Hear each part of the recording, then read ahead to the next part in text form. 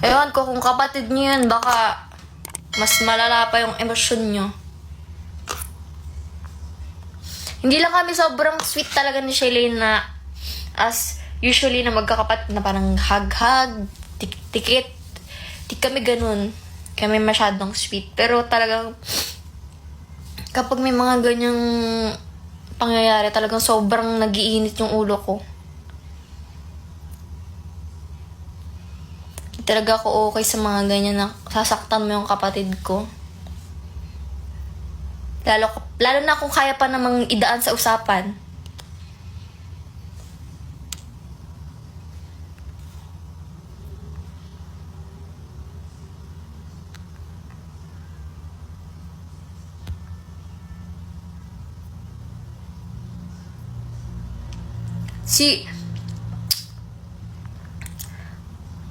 Nung una pa lang daw may galit daw si She kay Bebang.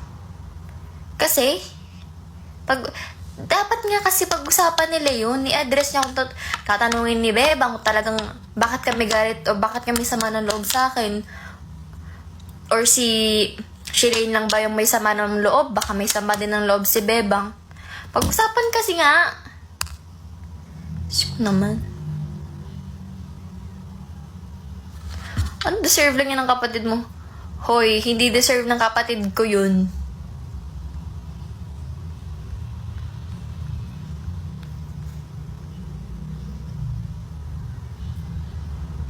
Alam ko, para silang may mali.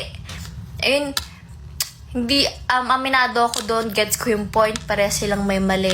Pero ang point ko lang talaga, nadala din ako ng emotion ko. Tumaas din talaga yung emotion ko kasi sinaktan ni Bebang si Shailene, which is mali. Maling-mali. Kasi yung pananakit niya nag-cause ng bleeding. Sinugod pa sa ospital kasi nahilo yung bata.